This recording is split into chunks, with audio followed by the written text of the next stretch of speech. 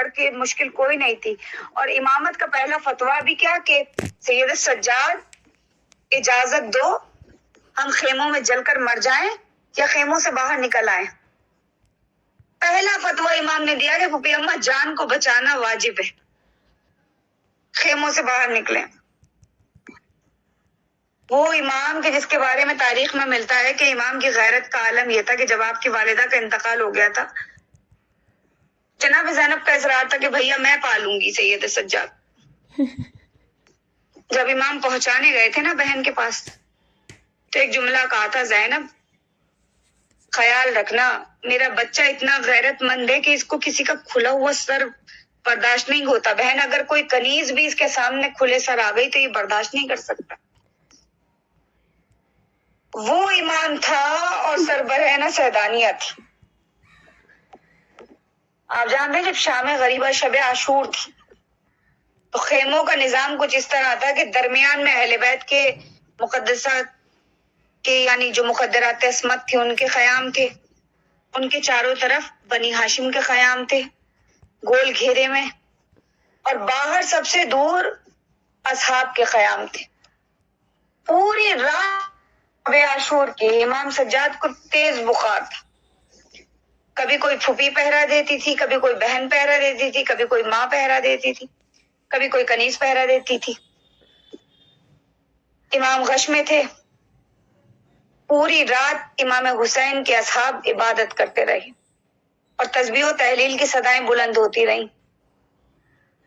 رات میں ایک بار امام کی آنکھ کھلی، سید سجاد کی آنکھ کھلی تو کانوں میں کچھ آوازیں آئیں. سہارا لے کر اٹھنا چاہا، کنیز پہرے پر تھی، تیمارداری میں تھی. جب اٹھتے ہوئے دیکھا تو مکہ مولا کچھ چاہیے، کہا ذرا میرے بابا کو بلا دو. کنیز نے جا کر امام کو پیغام پہنچایا. امام آئے، بیٹے کے پاس بیٹھ گئے. امام نے احتراماً اٹھنا چاہا کہ باپ کے احترام کے لیے اٹھے. امام نے سہارا دیا، کہا میرے لال لیٹ جاؤ، تمہارے اندر اتنی طاقت نہیں ہے کہ تم اٹھ کر باپ کا احترام کر سکو. نقاہت کا عالم یہ تھا کہ امام سے بولا بھی نہیں جا رہا تھا، لیکن امام کا چہرہ دیکھا. کہا بابا یہ بتائیں کہ یہ آوازیں کیسی ہیں؟ کہا سید سجاد میرے اصحاب عبادت کر رہے ہیں. رونے کا مقام ہے کہ جب امام نے یہ سنا تو ایک مرتبہ غیرت سے اٹھنا چاہا. مولا نے کہا کیا بات ہے سجاد، کیوں اٹھ رہے ہو؟ کہا بابا جب ان کی آوازیں میرے کانوں تک آ رہی ہیں تو ہماری مقدرات عصمت و طہارت کے کانوں تک بھی جا رہی ہوں گی.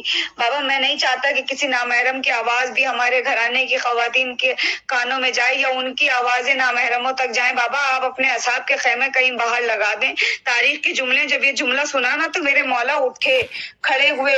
امام حسین کھڑے ہوئے، پھر بیٹھے، پھر اٹھے، پھر بیٹھے، اور آنکھوں میں اشک لا کر ایک بات کہی، سید سجاد آج شب عاشور ہے، آج کا نظام میرے ہاتھ میں ہے، کل شام غریبہ ہوگی، کل کا نظام تمہارے ہاتھ میں ہو. میرے لال آج جیسا میں نے انتظام کر دیا کہ ویسا رہنے دو، کل جیسا چاہو ویسا اہتمام کرنا. لیکن یہی تو غربت ہے سید سجاد کی کہ جب شام غریبہ آئی، انتظام سید سجاد کے ہاتھ میں آیا تو جلی ہوئی قناتوں کے پیچھے بیٹھی ہوئی بے ردا بیویاں تھیں، یتیم بچے تھے، کسی کے سر پر ردا نہیں تھی. میرے امام تمام زندگی اگر رویا ہے تو حقیقتاً شام کو کیوں کہہ کر روئے؟ امام سے کوئی پوچھتا تھا مولا الشام الشام کہتے تھے، پوچھتے تھے مولا کہ مولا یہ بتائیں کہ سب سے زیادہ مصیبت کہاں پڑی؟ کربلا کا ذکر نہیں کیا مولا نے، کہیں پر کوفے کا ذکر نہیں کیا، لیکن مولا کیا کہتے تھے؟ شام الشام الشام الشام. کیوں؟ کیونکہ جو شام کی تشہیر تھی نا وہ سید سجاد بھلا نہیں سکے. کیوں؟ کیا عالم تھا کہ جب بازار سے گزارا جا رہا تھا نا تو سیدانیہ سربرہنہ تھی، اونٹوں پر تھی، بے کجاوا اونٹ تھے، اس کے ساتھ ساتھ تمام طرف نامحرموں کا مجمع تھا. اور آپ اکثر سنتے ہوں گے نا کہ آئینہ بندی کی گئی تھی، آئینہ بندی کی گئی تھی. اس کا کیا مطلب ہے؟ آئینہ بندی کا مطلب یہ تھا کہ دونوں طرف دیواروں پر شیشے لگائے گئے تھے. اگر کوئی ऐसे सामने से नहीं देख पा रहा ना, भीड़ का आलम था, तो उसको शीशों में सैदानियों का अक्स नजर आ रहा था, और सैदानियां भी अगर दाएं बाएं गर्दन करती थी तो अपना बेपर्दा अपना सरबराह अक्स उनको नजर आता था आईनों में।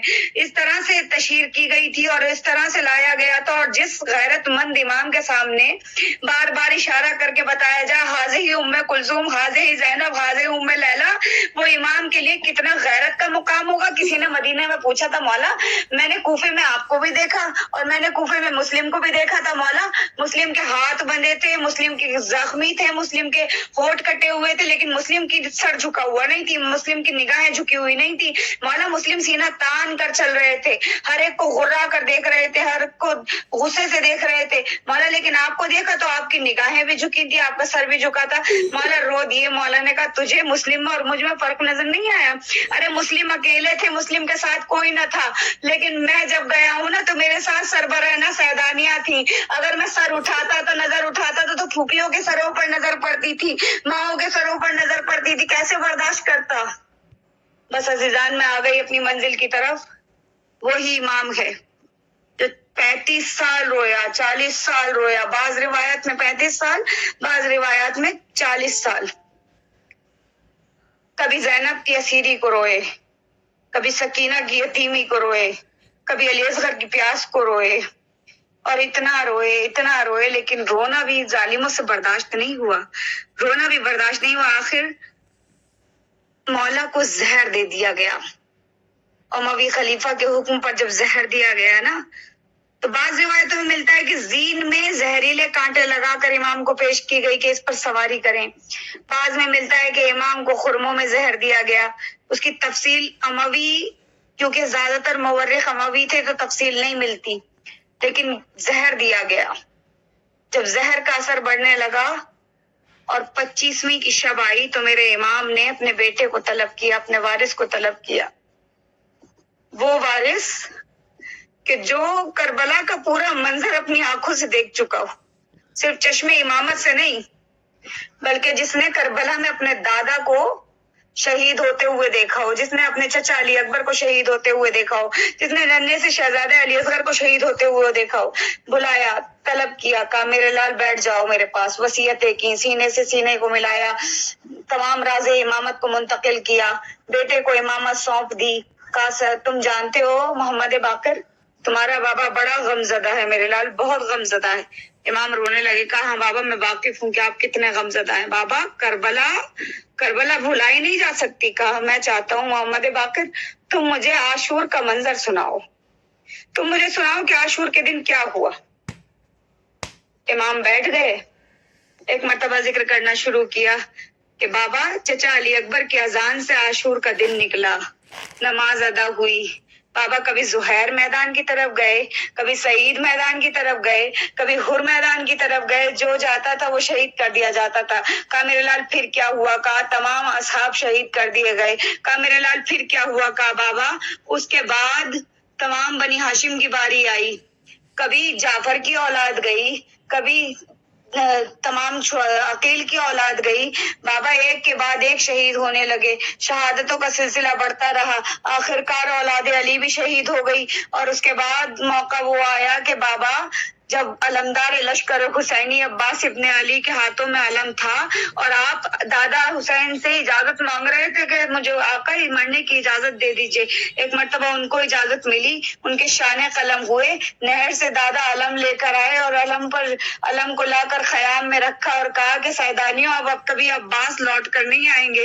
एक मर्तबा इमाम और रोए, शिद्दत से रोना शुरू किया। कहा मेरे लाल फिर क्या हुआ। कहा एक वक्त वो भी आया कि कभी कासिम की शहादत हुई, कभी अनु मोहम्मद की शहादत हुई, तड़पने लगे, इमाम मछली की तरह तड़प रहे हैं बिस्तर अलालत पर। कहा मेरे लाल फिर क्या देखा। कहा मैंने उसके बाद देखा कि चचा अली अकबर ने दादा से इजाजत जंग मांगी। कहा मेरे लाल फिर क्या देखा। कहा मैंने देखा कि मैदान में गए, एक बार पलट कर आए, फिर मैदान में गए, अब जब मैदान में गए ना सीने में बर्छी की अनी टूट गई। कहा मेरे लाल फिर क्या देखा। कहा मैंने देखा बाबा, मैंने देखा कि जब अली अकबर के सीने में बर्छी की अनी टूटी ना तो दादा ऐसे जा रहे थे कि कभी गिरते थे, कभी کبھی اٹھتے تھے کبھی گر جاتے تھے پھر اٹھ جاتے تھے.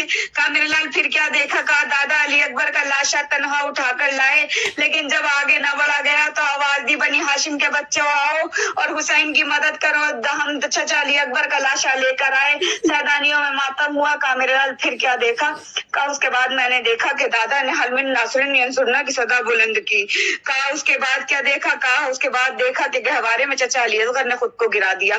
کہا پھر اس کے بعد کیا دیکھا؟ کہا میں نے دیکھا کہ دادا آئے اور علی اصغر کو لے کر گئے لیکن جب پلٹ کر آئے نا تو علی اصغر کے گلے میں 3 پھل کا تیر لگا ہوا تھا. دادا نے ننھی سے قبر بنائی اور علی اصغر کو اس قبر میں سلا دیا. کہا میرے لال پھر کیا دیکھا؟ کہا پھر دادا میدان میں گئے.